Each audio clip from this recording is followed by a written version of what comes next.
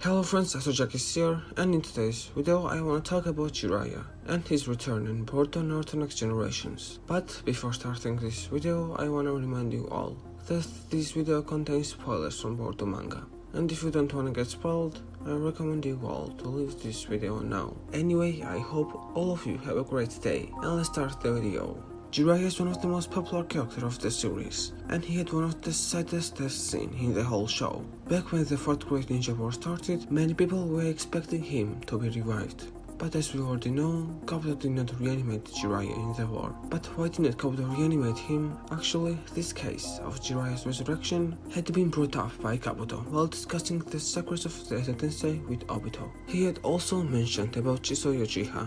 He expressed interest in reincarnating Jiraiya to have him fight for him, but unfortunately is unable to reach him, as his body rests in the lower depths of the ocean. But in the manga, Kabuto expresses that he could obtain enough DNA to revive Jiraiya from the weapons used by the 6 Paths of Pain in their fight against Jiraiya. But Obito comments not to push his luck, as reviving Jiraiya as well as Shisui could be overkill. So we can see that Kabuto could revive both Jiraiya and Shisui in the war, but did not, and the real reason of that was that Masashi Kishimoto did not want it, cause he thought the impact of Jiraiya's death would be lost if he was returned.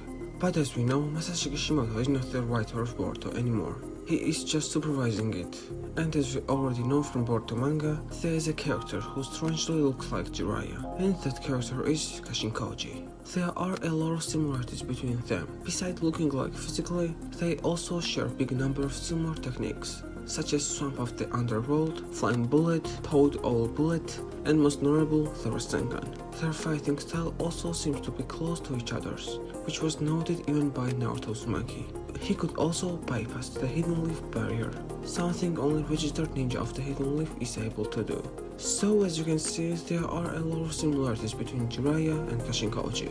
Kashin Koji seems to be Cyborg, who is created to kill Jigen, most likely by Amado. We all know how technologically advanced Boruto world is. Mitsuki says that he is produced from cloning technology. He is the clone of a shinobi made by Orochimaru. He is a synthetic human being, and Katasuke says that the technology that was used for Kawaki is more advanced than his. And if Orochimaru was able to create a human from cloning technology, I don't think it would be difficult for Amado to do the same. We don't know if Kashin Koji has Jiraiya's conscience or not, but his statement about the Hidden Leaf makes me think that he may have at least some sort of memory about his past. He may not remember everything, but at least some of them. I really wonder what will Naruto do after Koji's fight with Jigen. If Koji survived, I am pretty sure he would want to meet him, and that could be one of the most emotional moments of the series, if the connection between Kashin Koji and Jiraiya was confirmed. But how did Amado gain Jiraiya's cells? Now this is really interesting question, and the only way I can find how he acquired his cells is the same way how Kabuto was planning to get, by taking it from Pain's weapons, as he had lost a lot of blood there. But we know that Jiraiya had many off-screen battles, and who knows, Amado could get his DNA from one of them, or maybe he had some kind of connection with Orochimaru, who may have his close friend's DNA for some odd reasons, which would not be too strange for Orochimaru. Also, I think most of you remember this scene when Naruto, Sasuke and Sakura summoned their summoning animals. Sakura summoned Katsuyo, Sasuke summoned Aoda, and Naruto summoned Gamakichi.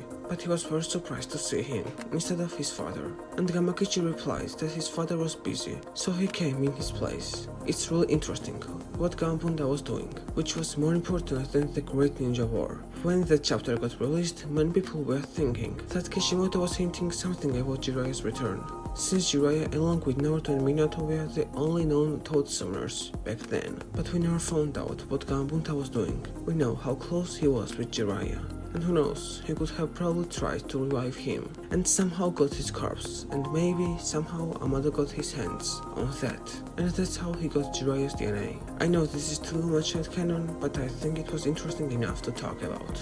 Anyway, I guess this is all for today. How could Amado create Kashin Koji, and how did he get Jiraiya's DNA? Write your opinions in the comments, like this video and subscribe to the channel for more.